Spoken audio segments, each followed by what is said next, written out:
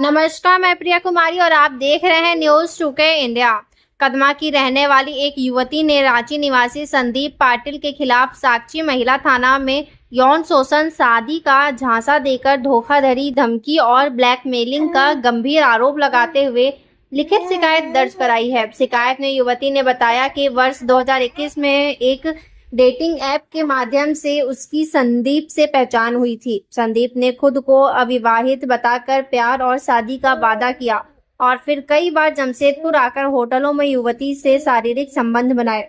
उसने युवती को अपने परिवार से मिलवाया, गांव भागलपुर भी ले गया और बहन के पास 10 दिन तक रुकवाया। युवती के अनुसार वह संदीप पर पूरी तरह भरोसा कर चुकी थी। जब एक दिन उसने संदीप का फोन चेक किया तो उसमें उसकी पत्नी और अन्य लड़कियों की तस्वीरें मिली। पूछताछ में संदीप ने स्वीकार किया कि वह शादीशुदा है और संदीप उसकी 7 साल की बेटी भी है।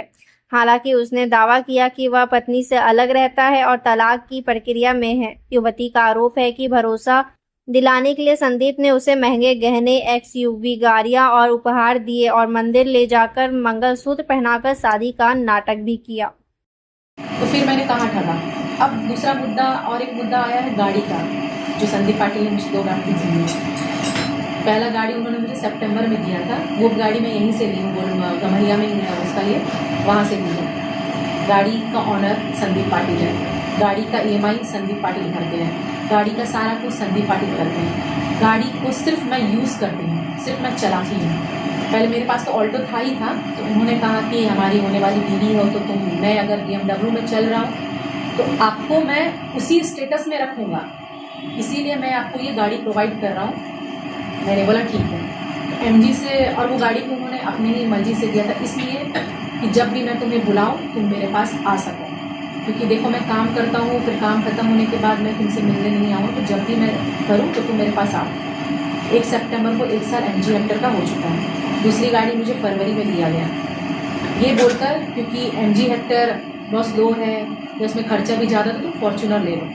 फॉर्चूनर भी मैं जमशेदपुर से ही ली हूँ। फॉर्चूनर के भी मालिक संदीप पाटिल है, फॉर्चूनर का सारा कुछ संदीप पाटिल देखते हैं, फॉर्चूनर का EMI संदीप पाटिल भरते हैं। तो मैं ये गाड़ी भी मैं कैसे ठगी? तो मेरा यही सवाल है कि आपने जो 2 ब्लेम मेरे ऊपर में लगाया है, एक पैसे का हो गया कि पैसे मेरे से ठगी है, ये मेरे से इतना लूटी है ये, लेकिन मैंने ये नहीं बोला कि जो पैसे मैं इसको अकाउंट में दिया होगी तो मेरे सारे फैमिली में ही खर्चे की है। आज मेरे पास खुद का अपना एक घर नहीं है, मैं अपने माँ के घर पे रहती हूँ। आज मेरा खुद का एक छोटा सा बिजनेस भी नहीं कि महीना का 10,000 रुपये आ सके। आपने सारा कुछ भी मेरे साथ जो किया वो माइंड गेम के साथ किया, दिमाग लगा कर किया कि इस लड़की को मुझे तो आज नहीं तो कल मुझे छोड़ना है। और ऐसा नहीं है कि संदीप पाटिल के लाइफ में मैं पहली लड़की हूँ, मैरिड तो है ही थे, दूसरी और एक लड़की थी जो शादी करके चली गई है, इसलिए उनकी लाइफ में मैं आई हूँ।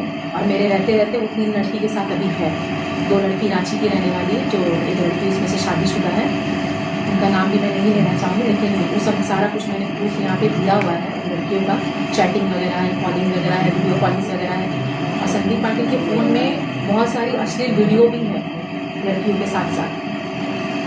अब मुझे पता चला कि उनका कैरेक्टर क्या है और उनका फैमिली का क्या है, क्योंकि आप किसी को बहू बना रहे हैं। आप बता सकते, आप बोल सकती थी कि देखिए मेरा बेटा शादीशुदा है, हाँ बीवी के साथ नहीं रहता है, लेकिन मेरा बीवी उनकी बीवी से मिलना जुलना है, आप ये उनको बोल सकती थी। आप मुझे बता सकती थी कि मेरा बेटा से दूर रहो तुम, मेरा बेटा तुमको जैसे भी करके रखा है ठीक है, लेकिन मेरा बेटा से दूर हो जाओ।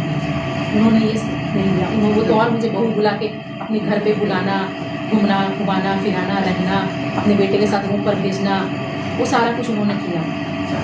दीदी संदीप से बड़ी हैं, स्मिता कुमारी उर्फ मोनू, उन्होंने भी यही किया। जब उनसे मिली उन्होंने भी मुझे नहीं बताया कि संदीप देखो मेरा भाई शादीशुदा है, जो तुम लोग का रिलेशन था अभी के लिए रखो, अब ख़त्म कर दो।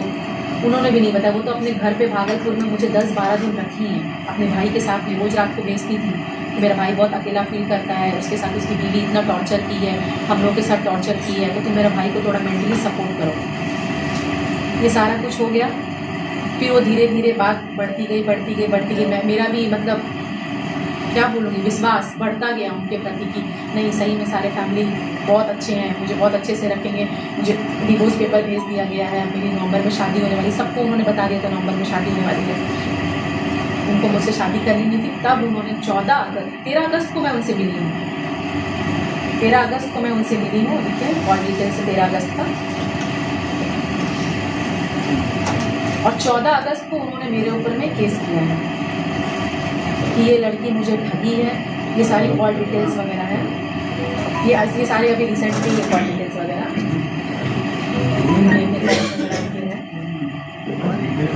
ठीक है। और 14 अगस्त को केस करने के बाद मुझे बोलते हैं कि मैंने केस नहीं किया है, मैं सिर्फ सना दिया हूँ, इसलिए क्योंकि मुझे डर लग रहा था, इसलिए मैंने सिर्फ सना दिया है। मैंने बोला ठीक है, मैं दिल्ली में हूँ, मैं आऊँगा, मैं सारा कुछ ठीक कर दूँगा, मैं आऊँगा, मैं सारा कुछ ठीक कर दूँगा। मैं रुकी कि हाँ चलो सब समाज में जान गए हैं, मेरा मान सम्मान है, एक लड़की है, क्या करेंगे, 4 साल से मैं किसी के साथ में सारा कुछ जान गए हैं, सबको लोगों को पता चल गया है, तो मैं भी चुप बैठी। लेकिन वो आए नहीं और मेरा ऊपर में फिर झूठा केस, मुझे तो मीडिया के द्वारा मतलब इंस्टाग्राम से मुझे पता चला कि मेरे ऊपर में ऐसे एलिगेशन सब लगाए थे कि मैंने उनको ठगा है, मैंने उनको ब्लैकमेल किया है।